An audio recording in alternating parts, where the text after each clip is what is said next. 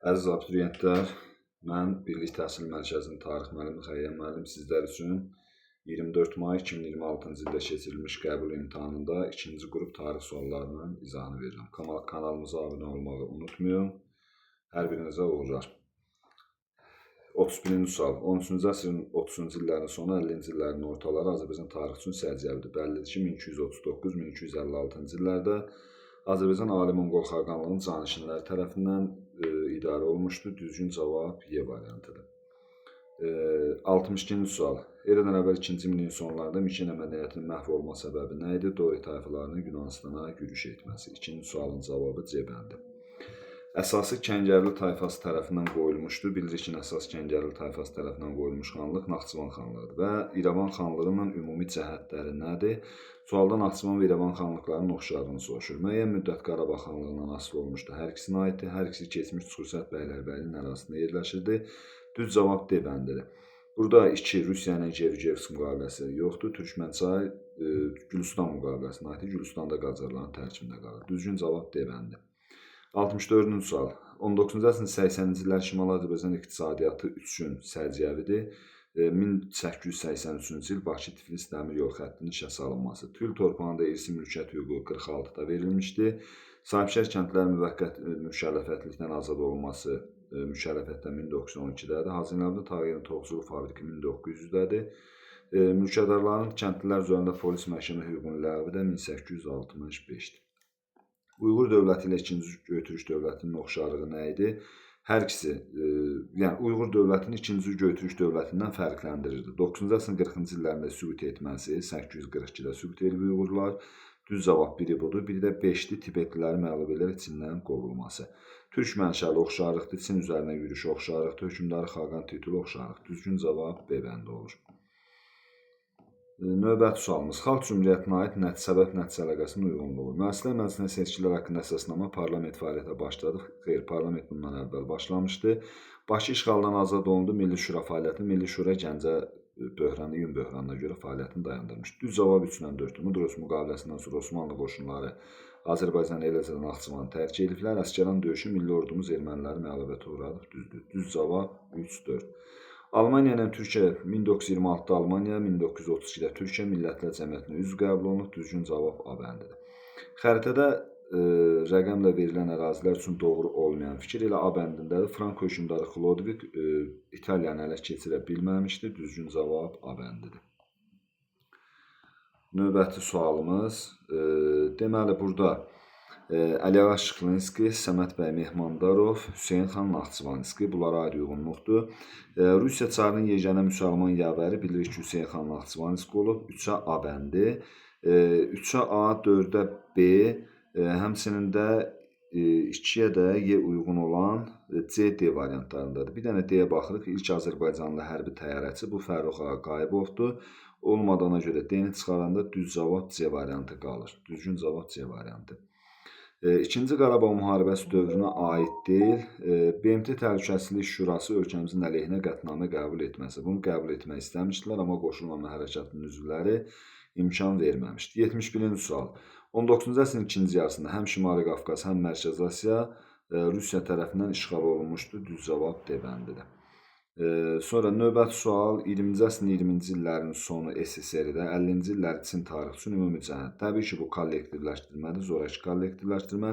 Totalitar rejimin yumşaldılması 20-ci illərdə hələ totalitar rejim güclü idi. Rusiyada hərbi kommunizm 18-dən tətbiq olmuş, torpaqlar kəndlər arasında bölüşdürülmür, əksinə əllərindən alınırdı. Düz cavab C variantıdır. Növbəti sual, 73-cü sual. Böyük Hun dövləti eradan əvvəl 58-ci ildə 2 hissəyə parçalanmasıdır. Düz cavab Y variantıdır. 74-cü sual. 7-ci əsrin 40-cı illərindən fərqli olaraq 50-ci illərində Albaniya 654-cü ildə Bizans imperatoruna görüşüb ittifaq qurmuşdular. Xəritədə verilən ərazi Kəlbəcər ərazisidir. Ərazisində paleolit dövrünə aid abidə yerləşməsi aiddir. 2021-ci il noyabrın 25-də düşmən işğalından azad olunmuşdu. 15-də azad olunmalıdır, amma Vardenes göl ətrafındakı problemlərə görə, o yağışlı havaya görə qaldılar. Yerdə qalan 8 noyabr Şuşada aid deyil, Orta Tunc dövrünə aid Göytəpə Urmiyadadır, Erkən Tunc dövrünə aid Sərkərtəpə də Xaçmazdadır. Düzgün cavab 1-5 C bəndidir. 1500-cü il Cabanı döyüşü və 1501-ci ildə Bakını tuturlar, Gürcüstan qalasını mühasirəyə alırlar. Bu zaman Ağqoyunlu şimala doğru yürüşə başlayır və İsmail də həmin yerdə soruşur ki, sizə Azərbaycan taxtı yoxsa Gürcüstan qalası lazımdır. Onlar da Gürcüstan qalası Azərbaycan taxtı deyirlər və bundan sonra Əlvənd padşahla Səfəvilər arasında şəhər düzənliyində döyüş baş verir. Düzgün cavab D bəndi düzdür. Şagirdimiz bunu Səfəvi xilafət dövründə vergilər əvəzinə torpaq mülkiyyətlərini qeyd edir. Vikdə də torpaq mülkiyyətidir, Vəqfdə. Amma xərac və cizyə vergilər idi. Düzgün cavab A bəndidir. Heydər Əliyevin birinci prezidentlik dövrünə aiddir. 1996-cı il torpaq islahatıdır. Bir də Horadiz qəsəbəsi 94-cü ilin yanvar ayında azad edilmiş. Düzgün cavab 2-3 B bəndidir. Burada bunu şagirdimiz diqqətsizlik edir. Növbəti sualımız Roma sərkərdəsi Pompeyin hücum etməkdən məqsədi nə idi? Bir Xəzər sahili bölgələri tutmaq, bir də Hindistanı Qara dənizlə birləşdirən ticarət yolunu ələ keçirmək. Eldənizlər dövlətinin hökmdarı Məhəmməd Cahan Pəhləvana aid deyil, düz cavab E variantıdır.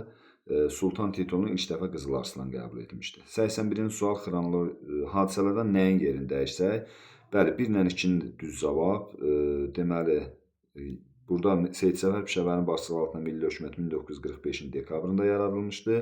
Şeyx Məhəmməd Xiyabani 1920-ci ilin iyun ayında yaradılmışdı. Ona görə 1 ilə 2-nin yerində dəyişiklikdə düz cavab alınır. 16-cı əsrin ikinci yarısı Osmanlı dövləti üçün səciyyəvidir. Səbəblərlə növbəti müharibə, bəli, 1578-ci il növbəti mərhələsinin başlanmasıdır. Xronoloji ardıcılıq. Şirvanşahlar paytaxtı köçürüb 1192-də düzdür. Burada 1048 yazıb, amma 1043-cü ildir. Nəticə etibarilə cavab düz alınır, amma ilində səhvlik var. Teymurilər dövlətinin paytaxtını Herat şəhərinə köçürmüşdü 15-ci əsrdə Şahruh. Osmanlı dövlətinin paytaxtını Bursaya köçürmüşdü Osman Qazi 1329-cu il. Elə düz cavab 2, 1, 4, 3. 2, 1, 4, 3. Elə düz cavab bax bu cür olur. Növbəti sual, hadisə və nəticə əlaqələrinin uyğunluğu müəyyən eləyin.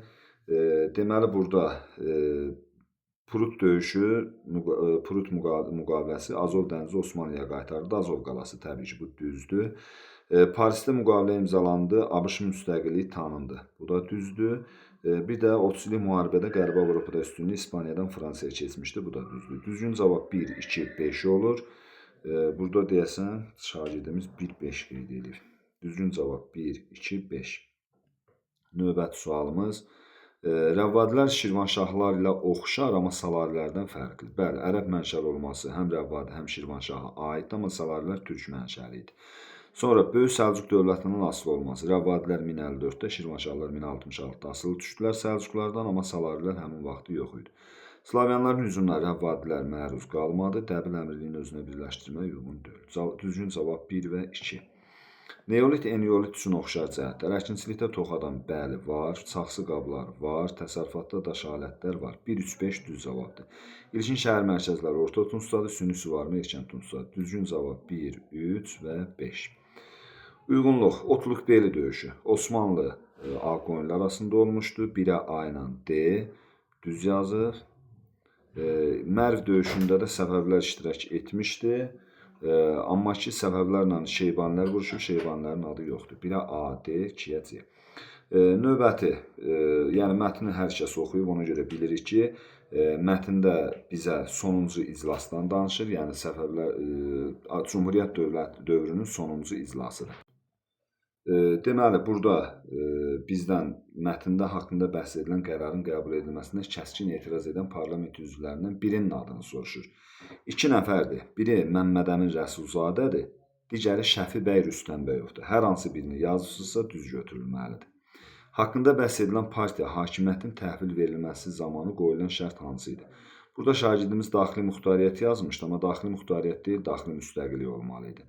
AXC-nin müstəqilliyinə toxunulmamalı idi. AKP-nin yaratdığı, yəni Kommunist Partiyasının yaratdığı hökumət müvəqqəti hökumət olmalı idi və hökumət və parlament üzvlərinə toxunulmamalı idi. Belə bir qərar idi, amma sonra yerinə yetirilməli. Sonra, haqqında bəhs edilən hücum ərəfəsində Azərbaycan Xalq Cümhuriyyətində baş verən siyasi böhranı daha da dərinləşdirən 2 daxili səbəb. Birincisi, 6-cı hökuməti yaratmaq mümkün olmadı. Yəni 6-cı hökuməti Məmməd Həsən Hadzinski yaratmalı idi, amma 22 apreldə yaradılması mümkün olmadığını demək istəyir. Digər isə partiyalar arasında fikir ayrılıqları mövcud olması. Şagirdimiz düz qeyd edib, həmçinin burada fraksiyalar arasında olan çəkişmələr AKP-yə görə olan çəkişmələr idi. Hər birinizə uğurlar.